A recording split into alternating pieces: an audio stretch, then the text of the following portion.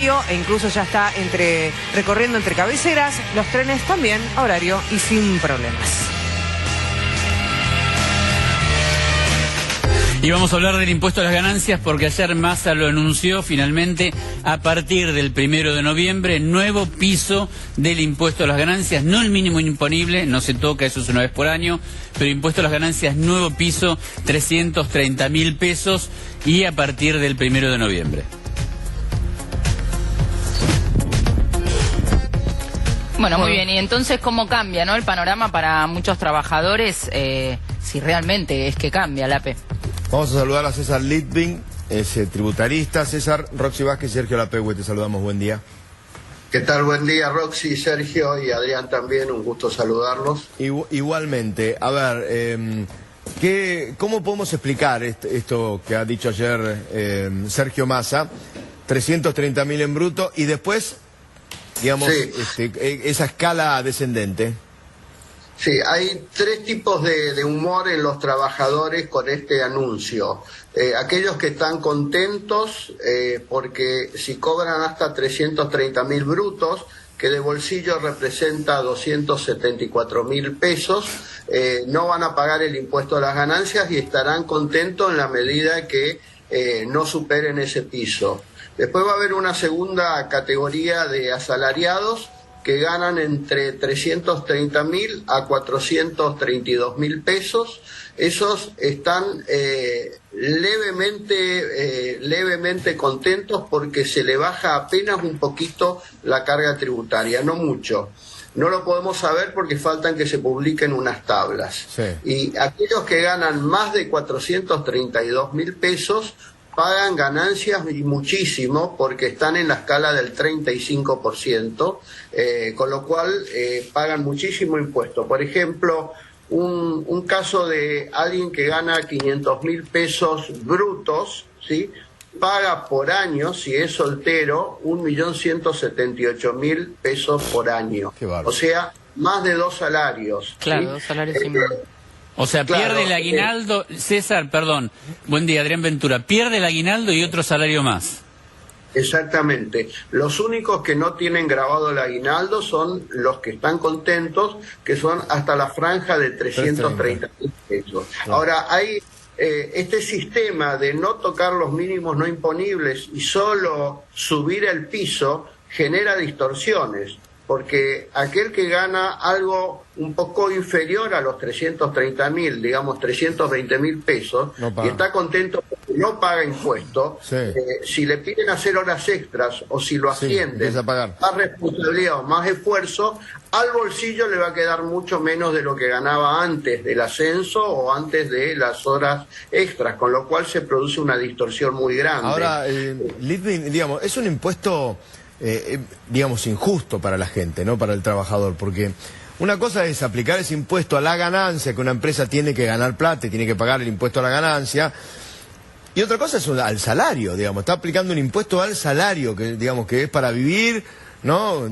Digamos, sí, es un tema de debate porque yo creo que la clave es en establecer importantes mínimos no imponibles que no se desactualicen con la inflación, con lo cual, digamos, un trabajador que gana 1.000.000 de pesos tiene capacidad contributiva, pero un trabajador que gana menos de $1.000, ese dinero lo tiene que sustentar todos los gastos y las erogaciones familiares. Entonces, me parece que esto genera un debate porque el problema es básicamente dos.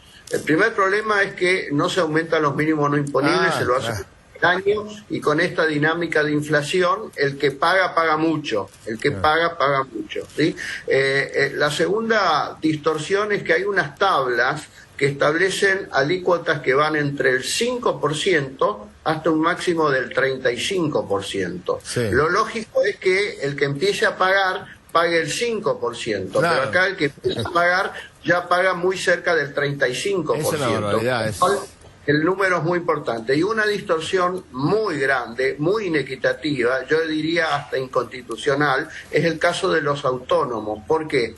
Porque el autónomo no tiene ningún beneficio con todas estas medidas, y un asalariado que gana hasta 330.000 pesos no paga más ganancias hasta tanto no supere eso. Pero un autónomo que gana 330.000 pesos por mes, si es soltero, tiene que pagar por año 790.000 pesos. Es decir, que esto es una situación donde no se lo considera el autónomo trabajador, y yo creo que es un error que no justifica ni jurídica ni económicamente ese dispar tratamiento que tiene el autónomo con el asalariado. Y además es un dinero que le entra al Estado, que no sabemos dónde lo gasta, que siempre lo gasta mal.